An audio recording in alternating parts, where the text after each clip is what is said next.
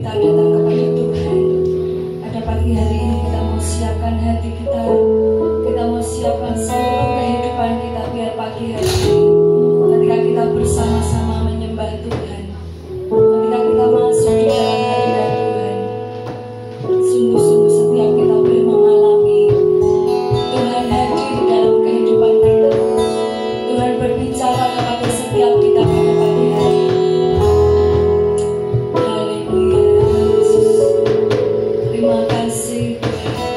Terima kasih Bapa, terima kasih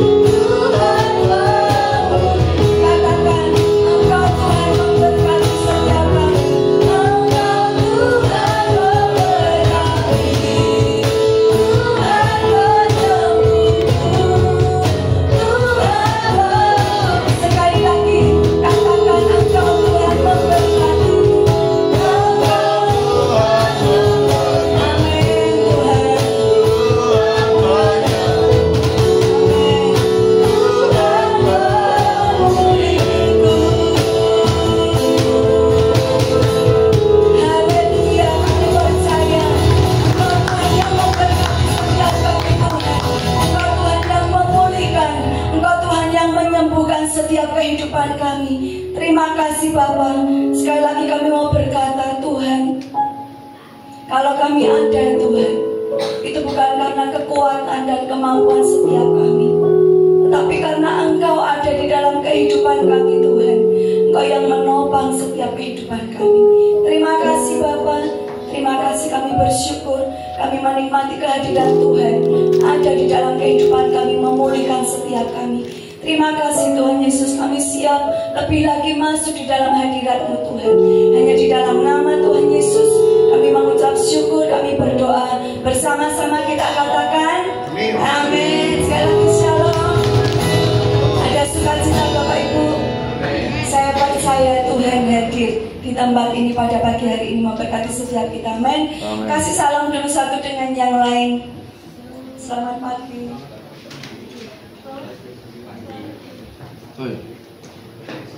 Selamat pagi.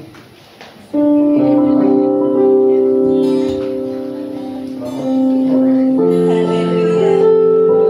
Kita bersyukur hanya karena darah Tuhan Yesus yang membuat setiap kita boleh ada di tempat ini. Darah Yesus menyembuhkan segala sakit.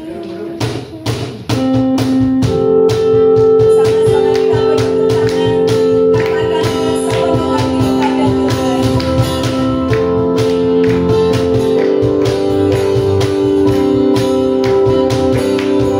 Darah Yesus menghapuskan segala dosaku. Pintu Yesus menyembuhkan segala sakit.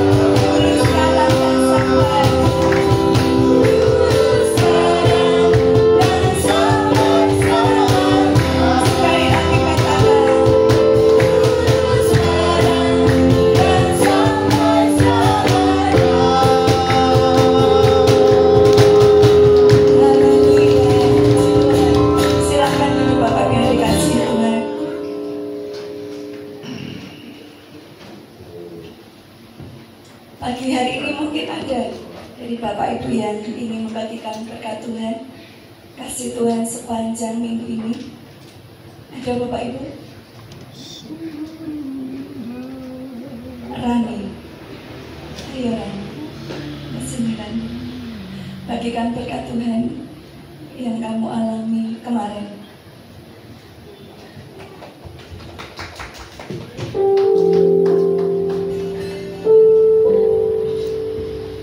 Shalom Bapak Ibu, saudara terkasih.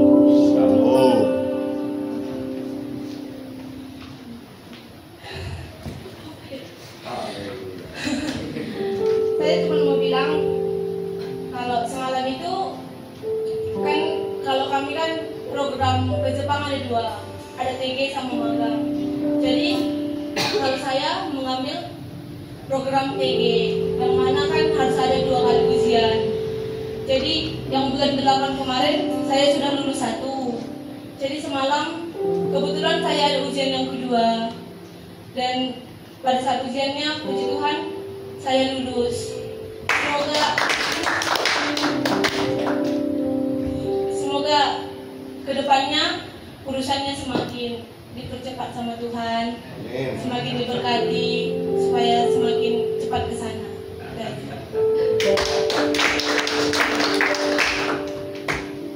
Puji Tuhan, saya percaya ketika orang yang sungguh-sungguh menyiapkan diri, menyiapkan hati, pada waktunya Tuhan pasti akan membawa kita ke tempat tujuan yang kita rindukan, yang kita nantikan. Itu berbicara bukan hanya buat Rani, tetapi buat setiap kita semua yang ada di tempat ini. Setiap kita mesti menyiapkan diri setiap hari ya Bapak Ibu, menyiapkan diri untuk tujuan ke depan yang akan Tuhan kerjakan di dalam kehidupan kita. Vina, silakan semua. Masih kuat memuji Tuhan Bapak Ibu. Rani berdiri sekali lagi ya. Pujian ini bukan menjadi pujian yang mungkin pujian ini memang sering saya nyanyikan karena saya benar-benar menyadari bahwa saya itu membutuhkan Tuhan di dalam kehidupan saya.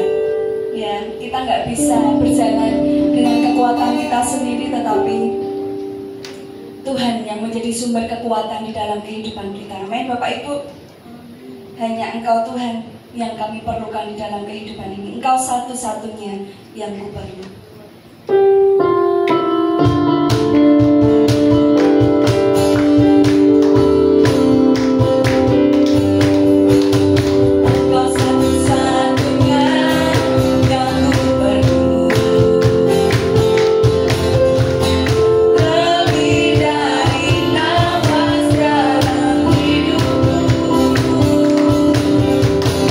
Lebih dari darah dalamku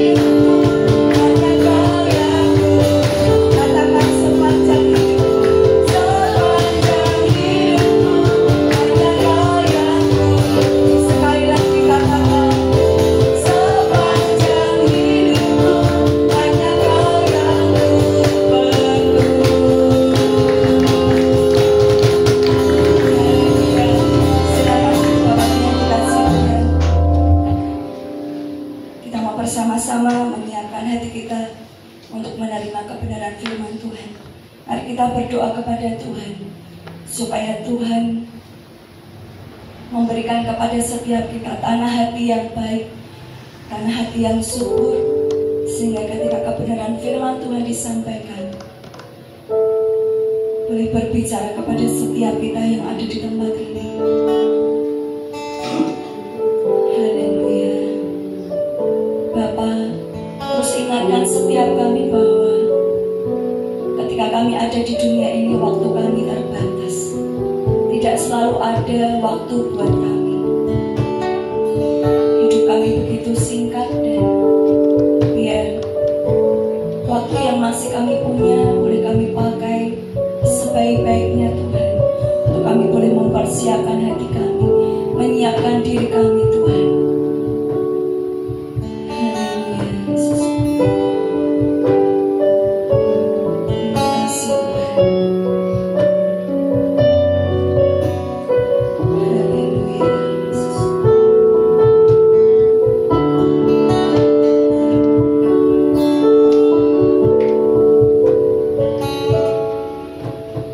Hari-hari hidup datang dan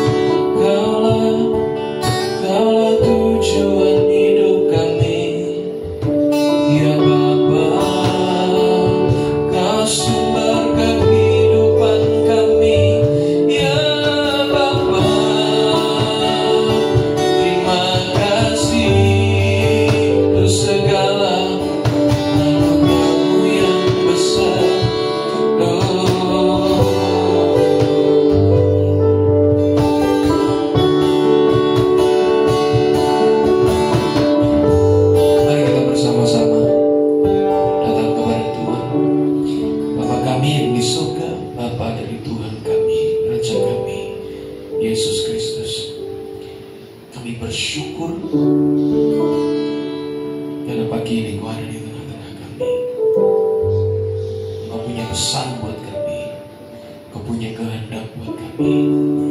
Bapa kami yang di surga, dikuduskanlah nama-Mu, datanglah kerajaan-Mu, jadilah kehendak-Mu di bumi ini seperti di surga. Dan kami boleh menjadi pelaku-pelaku dari kehendak-Mu Tuhan. Bapa, hadirlah melalui Roh-Mu di tengah-tengah kami. Bicaralah kepada kami satu persatu Tuhan. Saya beri kesempatan untuk Bapak Ibu bersaat teduh secara pribadi. Datang kepada Tuhan dan serahkan hidupmu kepada Tuhan. Mari bersaat teduh dalam hadirat Tuhan.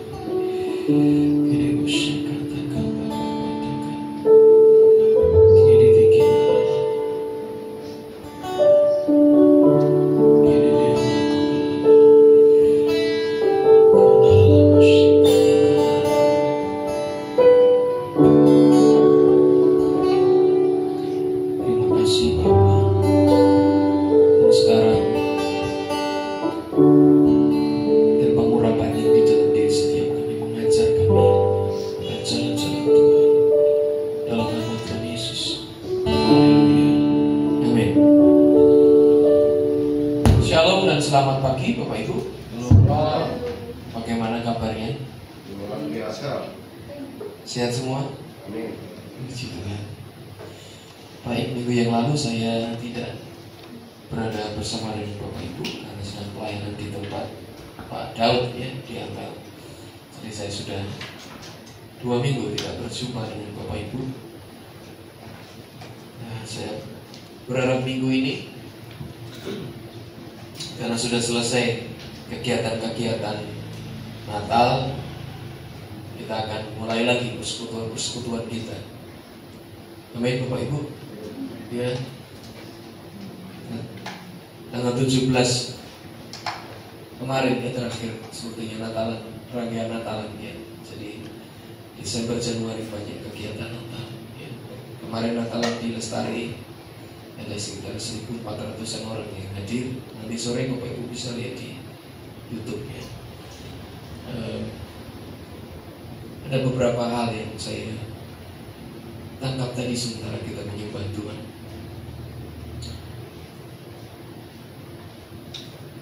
Ada kata-kata yang Tuhan, terima kasih Pak Warintos, beri kepada saya begini: kamu akan menuai. Kita ini nggak banyak di tempat ini, tapi hari ini saya rasa Tuhan berkata, kamu akan menuai. Kita akan menuai jiwa-jiwa, kita akan menuai apa yang jadi berkat, apa yang jadi janji Tuhan buat gerejanya. Amin.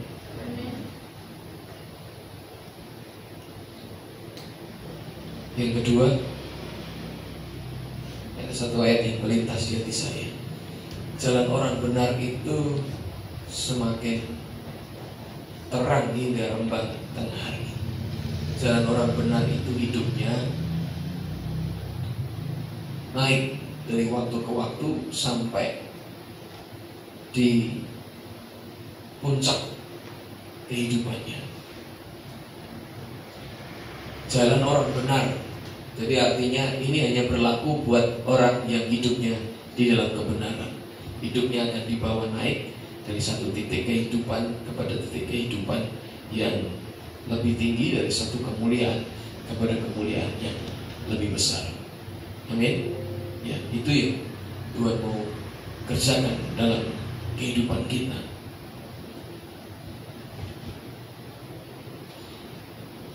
Sebelum kita belajar firman Tuhan, mungkin kita perlu merenungkan beberapa hal yang hari ini sedang terjadi. Hari ini mungkin kebakaran yang ada di Los Angeles belum selesai. Ya.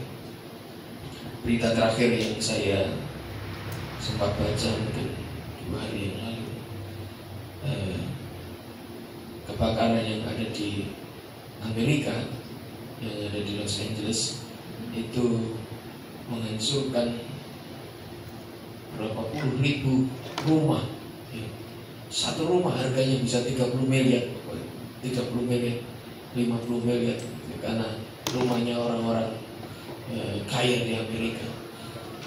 Jadi kerugian terakhir 4.000 triliun lebih, 4.000 triliun.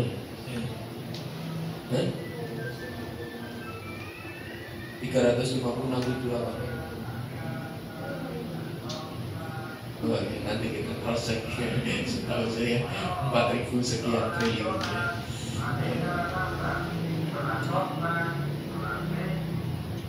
Apa yang Bapak Ibu bisa pelajari dari situasi-situasi begitu?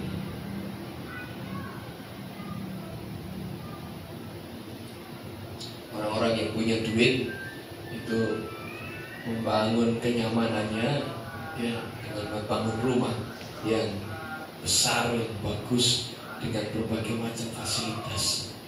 Di situasi yang terjadi di Amerika mau mengingatkan ya buat semua orang di dunia ini bahwa rumah yang sesungguhnya yang bernilai kekal itu tidak ada di dunia ini. Rumah yang sesungguhnya yang tidak bisa rusak, yang tidak bisa kena banjir, yang tidak bisa kena api, itu tidak ada. Biar mengingatkan kepada kita, Bapak Ibu, rumahmu yang sesungguhnya bukan di rumah Bapak Ibu yang sekarang ini Bapak Ibu tempati, ya, yang sudah sempit mungkin, ya, yang mungkin banyak tikus, yang mungkin banyak yang bocor-bocor, ya, yang mungkin banyak gangguan. Ya. Bapak Ibu mau tinggal di rumah itu terus-menerus selama-lamanya? Halo? Enggak ya? Bapak Ibu mau ada di dunia ini terus? Gak mau mati? Siapa yang gak mau mati? Mau tinggal terus di dunia ini? Saya berharap semua kita mau mati. Halo? Mau? Enggak Pak? Pastilah. Wah, Tifa itu dan jawabnya. Semua kita ya akan tinggalkan dunia ini, dan kita akan berpindah ke satu dimensi hidup yang berbeda dari yang kita punya hari ini. Tuhan Yesus bilang ya, bahwa jangan cemas, ya, aku pergi untuk menyediakan tempat bagimu. Kalau Tuhan Yesus yang kepala proyek perumahan itu, wah pasti rumah yang terbaik yang Tuhan buat kita. Rindukan itu Bapak Ibu ya. Karena kadang-kala ya Bapak Ibu kita ini hidupnya terforsir, terfokus kepada apa yang menjadi kehidupan kita sehari-hari, yang semuanya itu nanti kita akan tinggalkan. Dan Salomo mengajar dan nikmat. Dia berkata segala sesuatu itu sia-sia, segala sesuatu itu sia-sia. Dan memang sesungguhnya benar yang dikatakan. Bagaimana tidak sia-sia? Bagaimana orang sudah berjuang begitu rupa, ya, sekolah sungguh-sungguh sejak masa kanak-kanak, remaja, dewasa, ya, dapat pekerjaan yang baik, ya, kumpulin uang, dan kemudian semua harus ditinggalkan.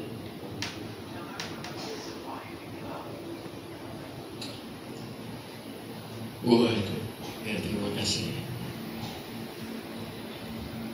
Itu beberapa pesan mungkin pembukaan sebelum kita akan masuk dalam bagian firman Tuhan pada pagi hari ini.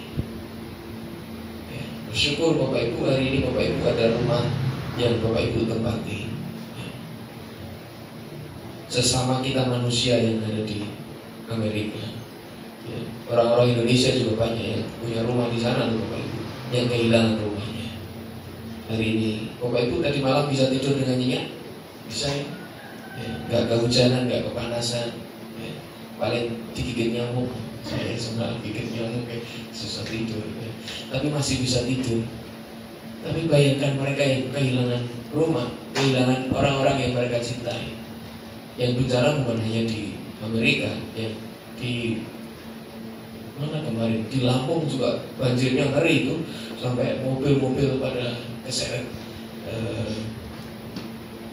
banjir. Baik Bapak Ibu, itu tadi beberapa pesan yang saya dapat, ya, jalan orang benar itu semakin terang hingga rembang tengah hari. Amin.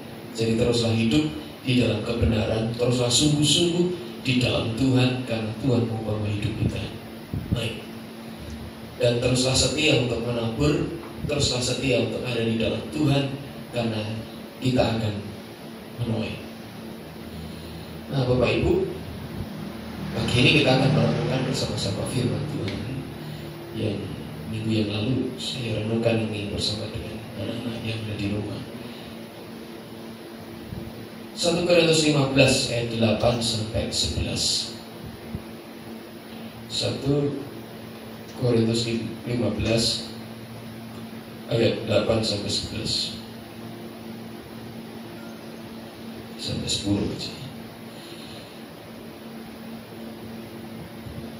Dan yang paling akhir dari semuanya, Ia, Yesus ya, menampakkan diri juga kepadaku, Paulus, sama seperti kepada anak yang lahir sebelum waktunya.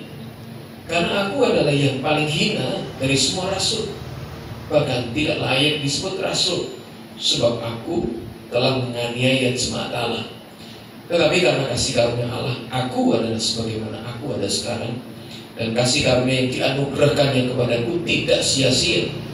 Sebaliknya aku telah bekerja lebih keras daripada mereka semua.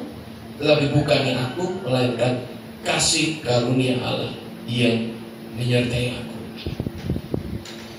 Bapak Ibu, saya percaya, kita setuju bahwa kehidupan Rasul Paulus adalah kehidupan yang penuh dengan inspirasi. Hidupnya adalah inspirasi yang tidak pernah habis.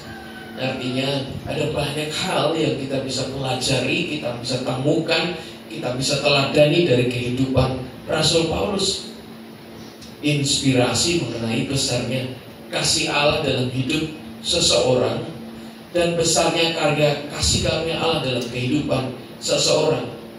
Paulus adalah buktinya, bukti dari kebesaran kasih Allah, ya, dan bukti dari bagaimana Allah bisa mengangkat kehidupan seseorang.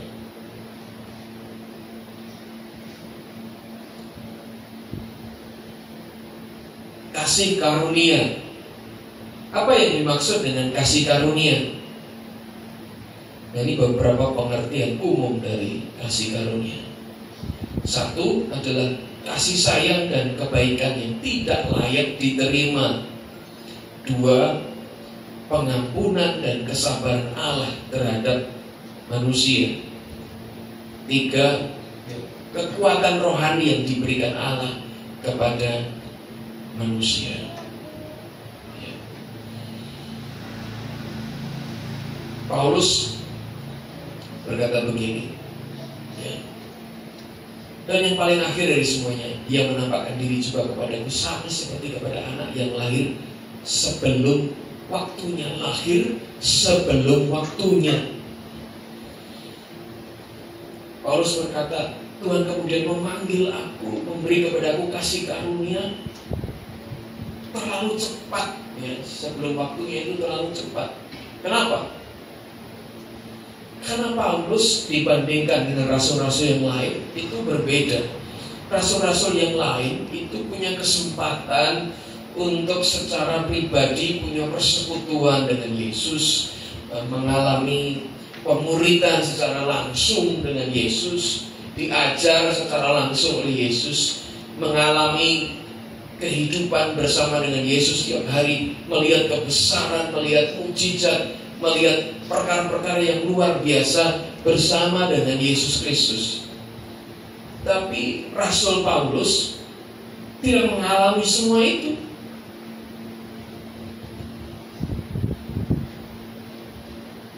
Dia berkata, dia seperti anak yang lahir sebelum waktunya, terlalu cepat. Tuhan itu memanggil dia terlalu cepat, ya, dari orang yang sebelumnya memusuhi jemaat Tuhan. Bahkan Yesus berkata, kalau orang memusuhi jemaat Tuhan itu, ya, menganiaya jemaat itu artinya menganiaya Yesus, karena jemaat Tuhan adalah tubuh Kristus.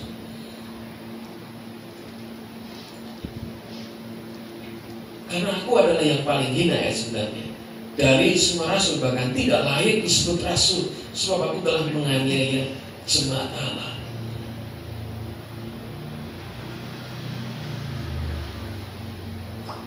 Paulus merenungkan ya bagaimana pekerjaannya kasih karunia Allah dalam hidupnya. Nah, Bapak Ibu, ya,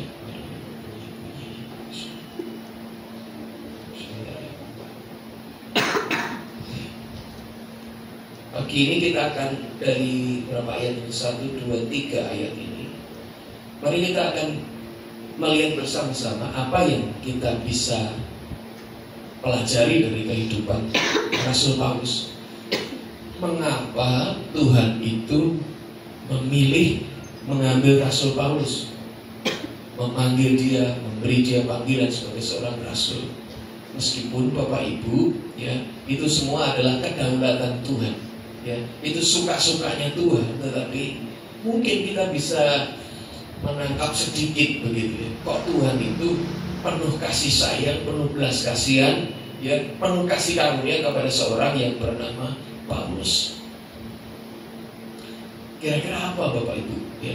Bapak Ibu, kalau kita rindu ya tadi ya, mengalami namanya kasih karunia, yaitu mengalami kebaikan, kasih sayang dari Tuhan yang sebenarnya mungkin tidak layak untuk kita terima, tapi kemudian kita menerimanya dalam hidup kita. Kita mengalami pengampunan dan kesabaran Allah, mengalami kekuatan pemakaian Tuhan dalam kehidupan kita. Itu ternyata menurut saya kita bisa selidiki ya, perkara-perkara yang membuat kasih karunia Allah itu bekerja dengan limpah dalam kehidupan kita. Mari katakan bersama dengan saya, kasih karunia yang bekerja dengan limpah. Ya, kebaikan Tuhan yang limpah ya, berkat-berkat Tuhan yang limpah, pemakaian Tuhan yang limpah dalam kehidupan kita. Nah, kita akan meneliti bersama-sama ya Bapak Ibu, sifat apa ya yang Bapak Ibu bisa temukan dari seorang Paulus sehingga Tuhan pakai dia luar biasa, sehingga Tuhan beri dia kekuatan waktu dia ada kelemahan, sehingga dia menjadi orang yang hidupnya jadi berkat bagi banyak orang. Termasuk hari ini kita diberkati dengan hidupnya Paulus. Kita cari 3 perkara ya, 3 karakter dari Paulus. Mau cari sendiri-sendiri atau mau diskusi? Kita cari sendiri-sendiri, tapi Bapak Ibu beri usul ya, kira-kira apa ini?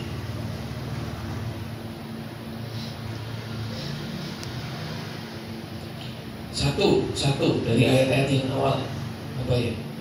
Oh, makanya Bapak Ibu harus bawa Alkitab ya. Rendah hati ya. Ya. Ini dari buku ini, rendah hati ya. Dan itu catatan saya yang pertama juga. Kerendah hatian seorang Paulus. Bapak Ibu nanti kalau Bapak Ibu lihat di ayat-ayat yang sebelumnya, Bapak Ibu bisa lihat Paulus ini bukan orang sembarangan ya. Dia itu pemimpin, dia itu orang yang punya silsilah yang apa ya, mentereng gitu ya, sebagai seorang Yahudi, jelas silsilahnya ya. Dia punya kuasa ya. Dia orang yang terdidik. Jadi ini bukan orang sembarangan Paulus ini ya. Tapi ini orang yang sebenarnya bisa menyombongkan diri, bisa membanggakan diri dengan pencapaian-pencapaian dalam hidupnya. Tapi dari 1-2 ayat di depan itu saja kita bisa menemukan bahwa Paulus adalah orang yang rendah hati. Ketika dia mengalami perjumpaan dengan Tuhan ya, tidak ada lagi yang bisa disombongkan di dalam hidupnya. Ketika dia mengalami perjumpaan dengan Tuhan, dia berkata, aku ini orang yang paling hina, aku ini orang yang lahir sebelum waktunya, tidak layak disebut rasul ya, tidak layak untuk dipanggil sebagai rasul. Dia bisa melihat kelemahan-kelemahan dirinya, dia bisa melihat dirinya. Nah, ini penting dalam hidup kita, Bapak Ibu. Rendah hati. Lawannya rendah hati apa, Bapak Ibu? Sombong, ya. Dan saya mau berkata bahwa sepertinya Tuhan itu sulit bergaul, bersekutu dengan orang yang sombong. Setuju nggak, Bapak Ibu? Ya bisa, ya. Tuhan tuh mengasihi orang-orang yang sombong, tapi sulit untuk bergaul dengan orang-orang yang sombong. Tuhan tentu, ya, Tuhan sulit untuk memberi kasih karunia kepada orang yang sombong. Sehingga Tuhan Yesus mengajar begini, berbahagialah orang yang miskin di hadapan Allah, karena mereka lah yang mempunyai kerajaan surga. Bapak Ibu, kita ini harus punya sikap rendah hati, sikap miskin di hadapan Allah itu setiap hari. Artinya sikap miskin di hadapan Allah, ya, sikap rendah hati di hadapan Allah itu seperti apa?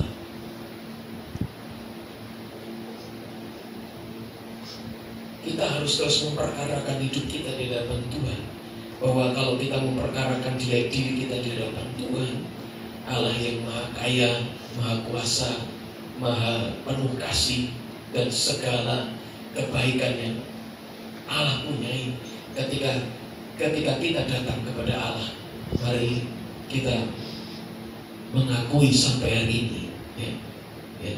Mari kita mengakui sampai hari ini kita masih jauh dari apa yang Allah inginkan terjadi dalam kehidupan kita. Amin. Selalu menyadari diri kita, memperkarakan diri kita terus di hadapan Tuhan.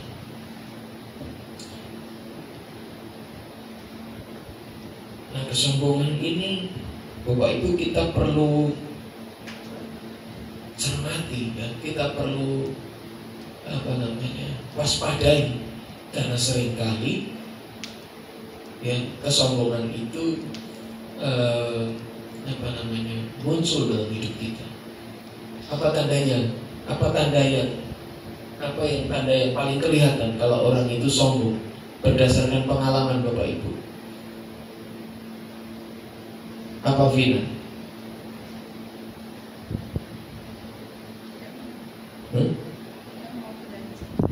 Ya, tidak mau belajar karena sudah merasa bisa. Yang paling sering misalnya, kalau dinasehati, ya, kalau ditegur, kemudian langsung bereaksi negatif, ya, itu kan hampir semua kita begitu, ya Bapak Ibu. Coba lihat kanan kiri, kamu begitu apa enggak? Kita pada dasarnya itu kalau ditegur itu pasti. Nah, saya ingat perkataannya Pak William dari seseorang. Kita ini kalau ditegur itu harus punya prinsip begini. Jangan-jangan yang dibilang itu betul dan aku yang salah. Tapi kan kita selalu, aku nih yang benar, kamu yang salah. Itu kalau di keluarga itu paling sering. Ya, saya sama Bu Rini ya masih sering. Dan saya sadar, ya, saya sampai hari-hari ke depan ini, Bu Rini, aku masih akan sering berbuat salah, ya.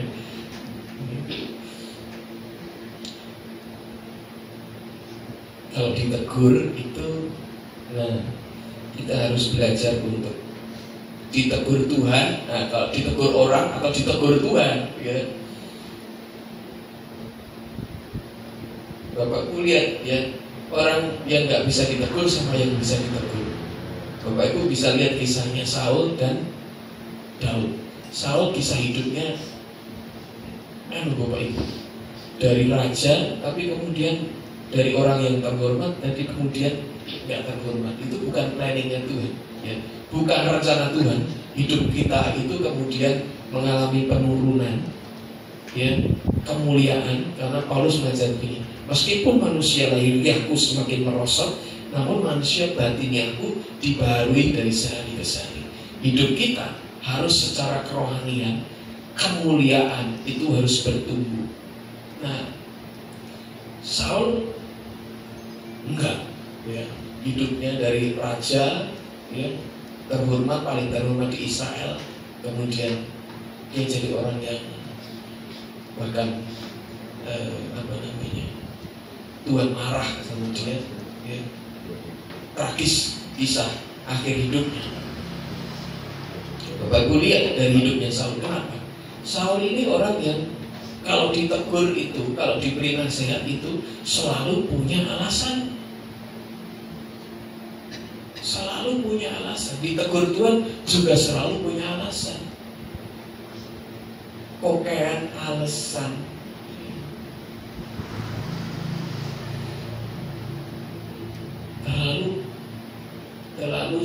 Selalu berlogika, ya ini yang aku lakukan ini benar. Tidak belajar untuk kemudian melihat itu sesuatu yang selalu melihat sesuatu yang kelihatan salah benar, ya. Tetapi ya, jadi ketika ditegur dia tidak rendah hati untuk segera minta ampun atau merasa salah gitu. Tapi Bapak Ibu lihat Daud, ya Daud ini dosanya juga parah ini, payah ini, ya kejam sekali. Ya. Istri panglimanya dia rebut, suaminya direkayasa, itu pembunuhan berencana kan, ya direkayasa maju perang, suruh di depan sendiri, setelah di depan suruh tinggalin. Itu strateginya canggih sekali, itu jahat sekali itu. Tapi waktu itu belum ada yang menegur, wah dia masih jadi raja. Satu kali ada seorang Nabi Nathan datang kepada Daud. Nabi Nathan ini ya bercerita, ini ada seorang kaya, ya, punya banyak babi, dia punya tetangga hanya punya babi satu. Kemudian datanglah tamu ke orang kaya tersebut, ya. Tapi si orang kaya itu malah mengambil babi yang punyanya orang miskin yang hanya satu itu, ya disembelih buat tamu-tamunya. Wah, waktu Daud diceritain itu dia marah-marah, dia marah-marah. Ini orang kurang ajar ini. Nabi Nathan berkata, bagindalah orangnya, kamu orangnya. Dan Bapak itu, wah, itu kalau orang nggak rendah hati, ya, mungkin Nathan langsung dibunuh itu ya. Tapi Bapak Ibu lihat, ya, Daud kemudian berseru-seru kepada Tuhan, dia minta pengampunan kepada Tuhan. Orang yang tidak rendah hati itu, kalau dia salah sama orang lain, tidak cepat minta maaf, tidak cepat minta ampun, apalagi sama Tuhan. Dia salah, anggap aja, ini gak terlalu penting, aku gak perlu minta ampun sama Tuhan. Ini biasa orang lain lakukan. Rendah hati itu mudah untuk meminta maaf, mudah untuk minta pengampunan kepada Tuhan. Mestinya kita lakukan itu kepada Tuhan tiap hari. Karena Bapak Ibu kita harus menyadari kita masih sering salah, Bapak Ibu. Amin. Dalam perkataan kita, apa yang kita pikirkan tentang orang lain, kata-kata kita ini bisa melukai orang lain. Kata-kata kita bisa membunuh orang lain. Kalau itu sudah terucap, melukai orang lain, salah. Bapak Ibu malam galingan Pak aku tadi berkata-kata, ya kita kan sering kumpul bareng-bareng, ya. Bapak Ibu pasti pernah ngalamin teman akrabnya, wah ngomong gitu ya, ngomong gitu, ya tiba-tiba jadi sakit hati. Kemarin ada artis kan Bapak Ibu yang dibunuh itu, ya. Itu katanya bilang, saya dibunuh karena tatapan matanya sinis gitu ya. Jadi itu gara-gara masalah emosional saja, ditikam berkali-kali, dibunuh, ya. Nah itu kisah satu saja dari banyak kisah, ya. Bagaimana, apalagi kalau jadi juragan, ya, jadi bos, ya. Itu banyak kasus, ya. Bosnya nak ngomong sampai naik dewi, ya. Ya. Itu orang pegawai ini orang miskin itu juga punya sombongnya, Bapak Ibu ya. Oh, jadi pikir aku orang yang balas gitu ya. Ada itu beberapa kasus ya, bosnya itu bilang kalau ngata-ngatain, ini barang ini harganya sama kepalamu lebih mahal ini. Ya, aku pernah dengar itu orang ngomong begitu ya. Ini kepalamu ini sama harga ini barang lebih mahal ya, barang ini.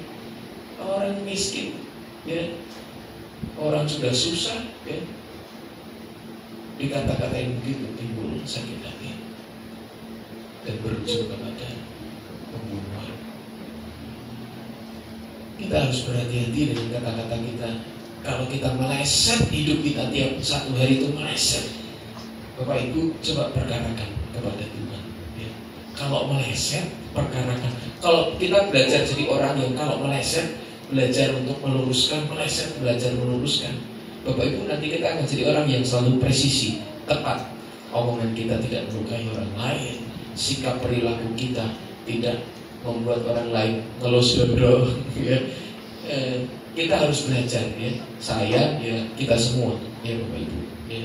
Rendah hati itu menjadi salah satu karakter yang saya percaya membuat kasih karunia Tuhan itu bekerja ya.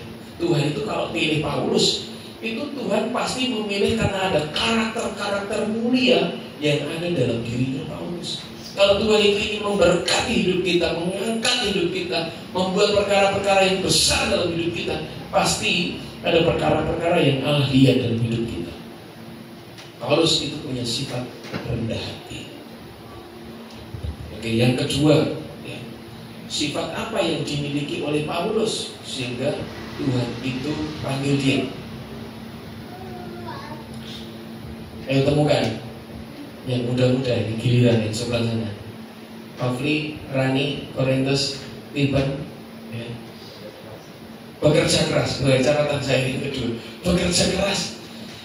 Wah, ternyata bekerja keras itu berkaitan ya dengan bagaimana pemakaian Allah dalam hidup kita. Tuhan tidak akan panggil, tidak akan berkati orang yang malas, orang yang mau bekerja keras. Sejak semula Allah itu mendesain manusia untuk bekerja. Bahkan sebelum manusia jatuh ke dalam dosa, manusia punya tanggung jawab untuk mengelola Taman Eden ya. Bapak Ibu lihat tentang perumpamaan tentang talenta. Bagaimana Tuhan, bagaimana dalam perumpamaan Tuhan yang memberi talenta kepada orang yang diberi satu talenta, kemudian malah simpan talenta itu. Tuhan marah. Tuhan marah kepada orang yang malas. Bilang kanan kirinya, Tuhan marah kalau kamu malas. Nah, malas itu saya percaya itu adalah imbas ya, efek dari dosa ya.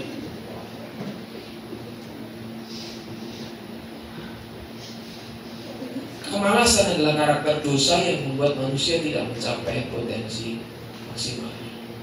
Itu membuat menjadi kalau manusia, anak-anak Tuhan itu ya didesain Tuhan untuk capai potensi maksimalnya, tapi dia tidak jadi apa-apa dalam hidupnya. Potensi maksimal yang setiap kita harus capai itu Bapak Ibu adalah apa Bapak Ibu? Bukan jadi bupati, bukan jadi wali kota, bukan jadi presiden.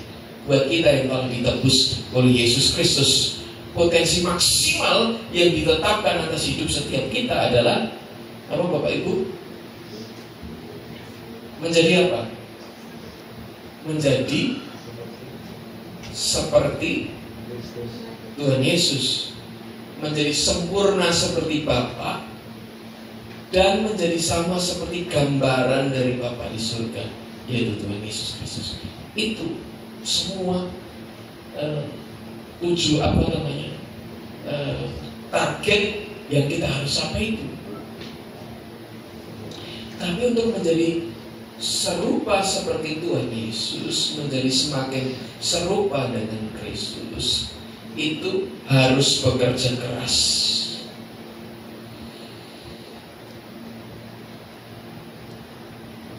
Kemalasan apa yang paling sering ada dalam hidup kita sehingga kita tidak terus bertumbuh dalam keserupaan dengan Kristus. Ini menjadi kemalasan, fondasi pertama yang membuat malas-malas yang lain, yaitu kemalasan mencari Tuhan. Kemalasan mencari Tuhan. Karena orang merasa tidak mencari Tuhan, aku masih bisa hidup. Tanpa Tuhan, aku masih bisa hidup. Kemalasan untuk mencari Tuhan. Kitab Ibrani berkata begini, tetapi tanpa iman tidak mungkin orang berkenan kepada Allah. Sebab barang siapa berpaling kepada Allah, ia harus percaya bahwa Allah ada dan bahwa Allah memberi upah kepada orang yang sungguh-sungguh mencari Dia, sungguh-sungguh mencari Tuhan. Paulus, Bapak Ibu, kalau Bapak Ibu nanti lihat, baca-baca semua tulisan-tulisannya, Bapak Ibu akan menemukan Paulus adalah orang yang bekerja keras, satu dalam mencari Tuhan, mencari kebenaran. Ya. Itu dia bekerja keras. Dia orang yang bekerja keras dalam pelayanannya. Dia orang yang bertanggung jawab. Aduh, Bapak Ibu, kalau ya saya membandingkan dengan Paulus itu sangat jauh, apalagi dengan Tuhan Yesus. Tetapi Bapak Ibu, meskipun mungkin hari ini nilai kita itu mungkin masih 30, gak apa-apa. Tapi harus berjuang. Bapak Ibu dapat nilai 30 ya. Hari ini kira-kira kalau Bapak Ibu itu hidupnya dinilai sama Tuhan ya. Tuhan itu punya daftar penilaian buat Bapak Ibu, 20 daftar penilaian ya. Kira-kira Bapak Ibu nilainya berapa? Sekarang ini nilai hidup Bapak Ibu itu kira-kira berapa? Kalau hari ini dinilai ternyata nilainya 30 ya. Ya besok jangan terus tetap 30. Itu orang yang gak mau belajar ya. Kalau sudah dinilai, sudah diberitahu, ini loh kan kamu masih kurang, ini yang masih kamu harus perlu berjuang. Berjuang, bekerja keras. Kalau ada sifat-sifat, ada karakter-karakter di dalam hidup kita, aku ya kayak orang belajar itu ya, belajar ya ini yang pada belajar bahasa Jepang ya. Kalau awal-awal belajar ya, tadi Yoga sempat cerita sedikit, wah awal-awal belajar ya pasti stres ya, Yoga ya. Yang lain kan beberapa mungkin sudah persiapan, kamu belum persiapan, wah stres ya. Mungkin berapa kali remedi ya, tapi kan tentu Yoga terus berjuang keras ya, berjuang keras ya. Dan kemudian hari ini bisa bilang kepada anak-anak yang ada di Kalimantan, kasih pelajaran-pelajaran di sana juga untuk mereka persiapan ya. Orang yang sudah bekerja keras itu pasti bisa memberi inspirasi kepada orang lain untuk bisa bekerja keras. Kamu naik kerja cuma males-malesan, itu naik kita ya.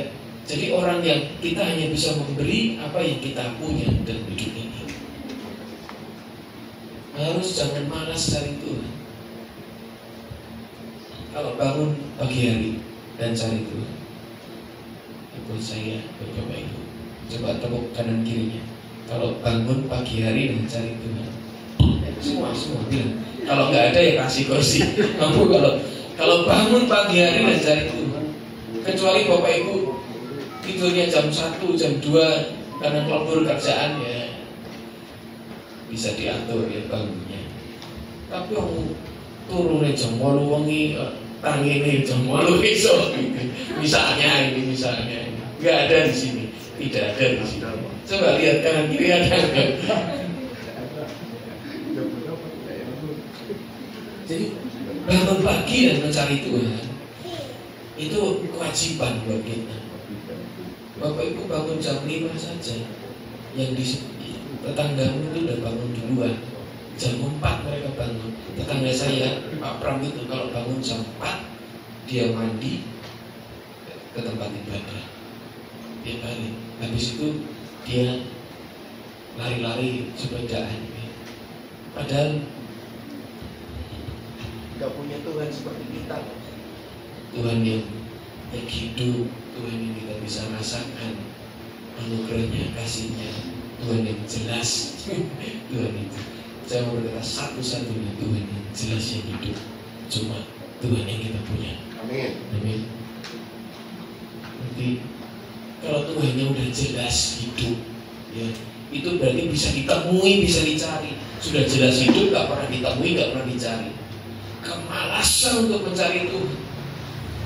Jangan berpikir nanti aja kalau sudah tua sekali, sudah nggak bisa pergi kemana-mana, baru banyak sembahyang, baru berdoa.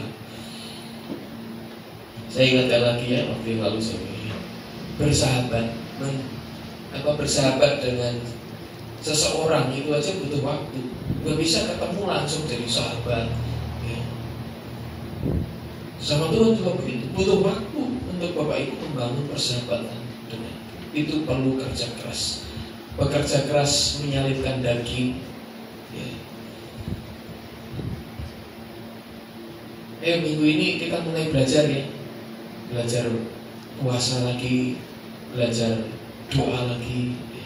Saya berharap minggu ini kita sudah bisa mulai doa di tempat ini. Ya. Saya ada beberapa, nanti saya berharap saya bisa bersekutulah lagi di toko Venus ya Pak William. Minggu ini sudah selesai semua kegiatan. Ya, hari Selasa nih toko Venus, dan Rabu saya ada pemuritan, dan kemudian Jumat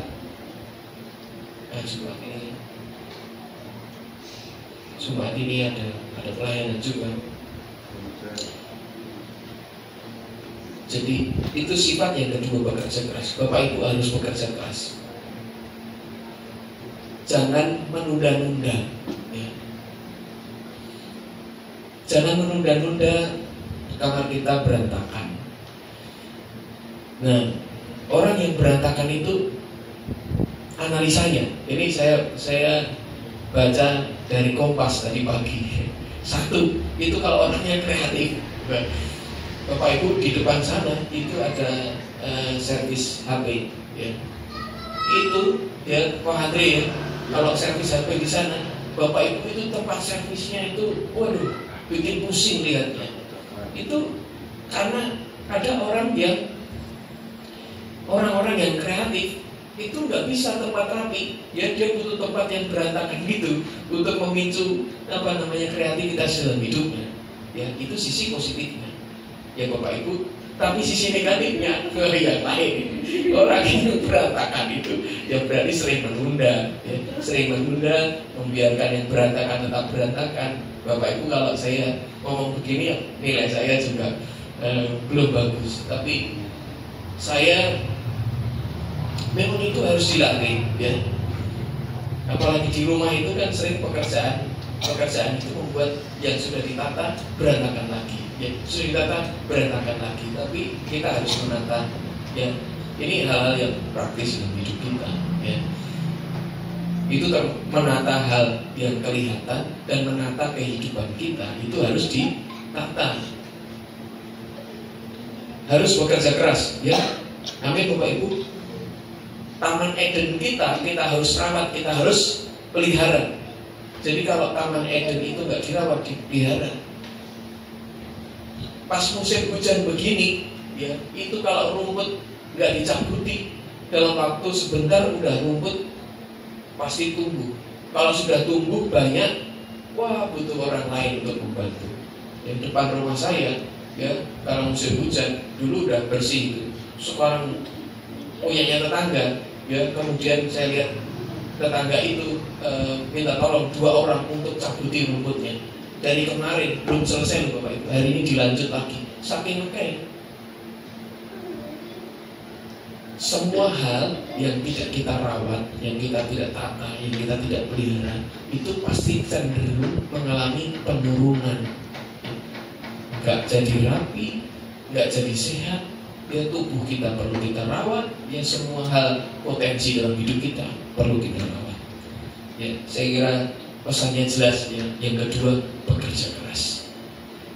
Jaga sikap hati yang rendah hati. Rendah hati juga harus dilatih itu. Rendah hati itu harus dilatih. Ya, minta maaf itu harus dilatih. Ya, bekerja keras juga harus dilatih. Karena ini sifat-sifat mulia yang Allah mau ada dalam hidup kita, yang itu mempengaruhi pekerjanya. Kasih karunia Allah dalam hidup kita ini efektif apa tidak? Yang ketiga, nah Bapak Ibu temukan lagi di situ apa?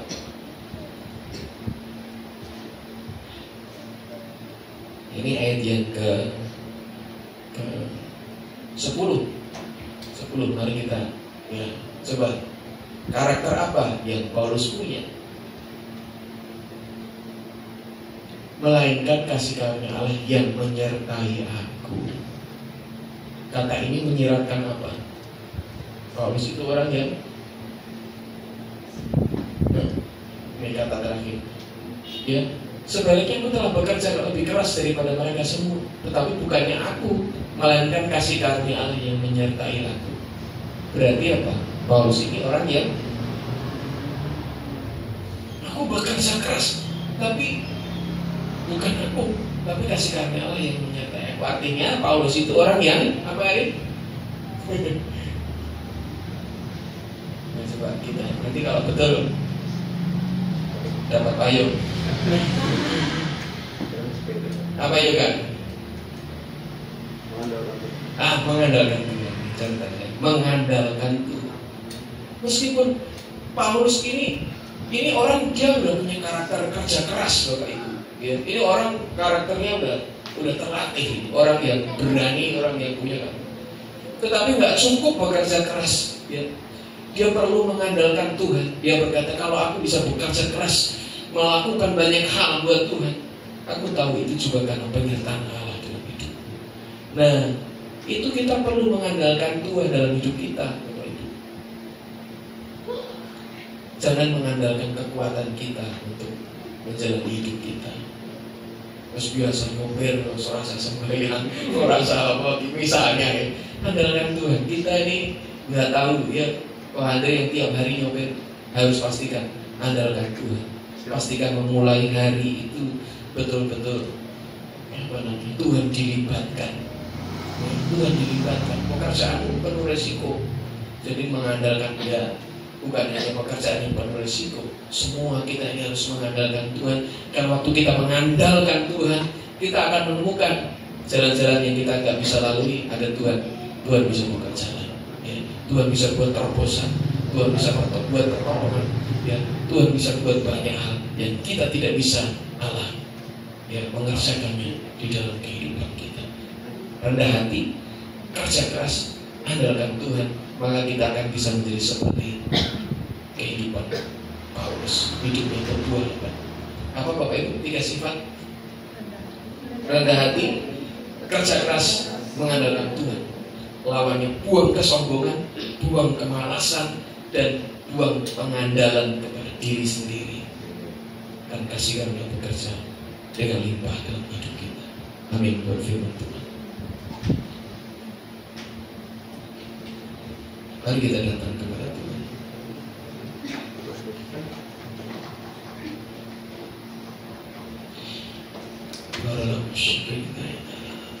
Mari kita bangkit berdiri bersama-sama.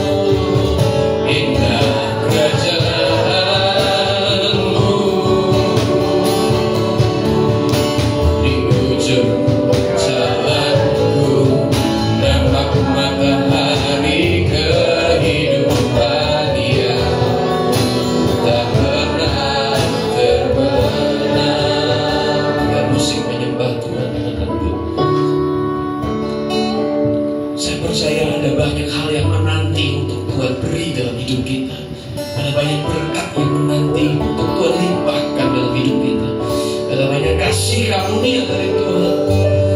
Karena Dia adalah Allah yang maha murah hati, Allah yang penuh dengan berkat-berkat yang terbaik buat anak-anaknya.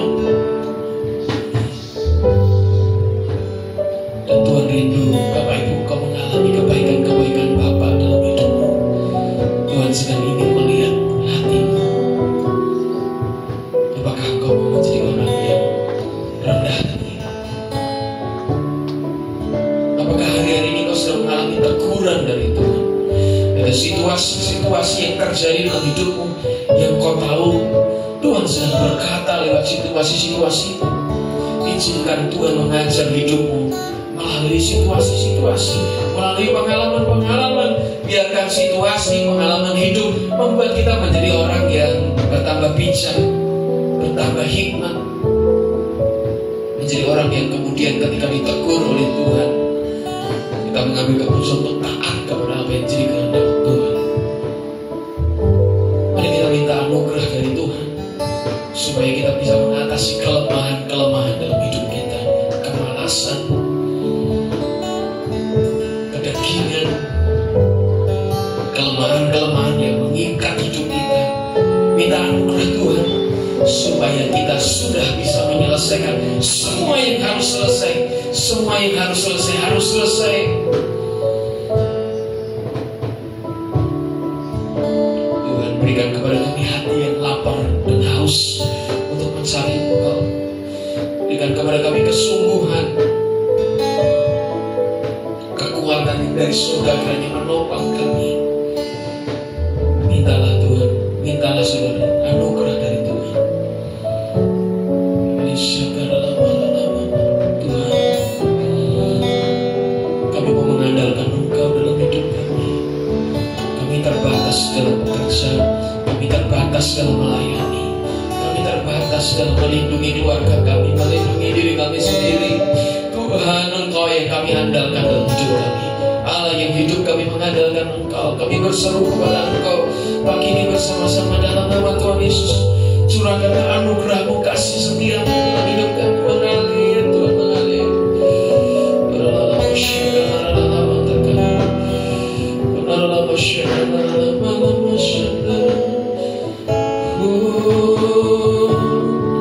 Mari Bapak Ibu sudah perkarakan hidupmu kepada Tuhan berdasarkan firman yang kau dengar hari ini. Doakan firman Tuhan ini supaya hari ini kasih karunia Tuhan boleh bekerja dalam kehidupan kita. Terima kasih Tuhan. Terima kasih Bapa. Terima kasih Engkau selesai berbicara. Biarkan firman yang hari ini berbicara kepada kami, bekerja, berbicara lebih dalam, lebih jauh dalam hidup kami. Terima kasih Bapa. Dalam nama Tuhan Yesus kami berdoa dan mengucap syukur. Haleluya. Amin. Ya. Jadi pengumuman untuk minggu ini, saya rindu minggu ini kita bekerja keras, ya. Bekerja keras, ya, untuk kita bisa menuai jiwa-jiwa, bekerja keras untuk kita bisa memberkati bangsa ini, memberkati banyak orang. Ya. Jadi saya mengundang Bapak Ibu hari Senin besok. Terima kasih Bapak Ibu. Saya dari Salatiga. Dulu kenal Mas Kris masih muda sama ini. Sudah tua. Sekarang anaknya sudah segede ini. Dulu kalau Bani tempat saya suka ngobrol. Tapi mau jadi sarjana. Nah, kehadiran saya di sini untuk membantu Pak Kris. Saya sebetulnya tidak ada apa-apanya, masih banyak kekurangan. Walaupun sudah hidup di dunia musik hampir 44 tahun, tapi masih aja kurang. Nah, makanya saya ditarik gerombong untuk membantu Ya sekaligus saya juga belajar, karena generasi saya itu kan generasi yang kalau secara umur itu sebetulnya generasi pensiun kalau secara umur. Tapi bagi saya tidak ada pensiun. Selama masih ada kesempatan, ya pensiunnya nanti kalau sudah dikasih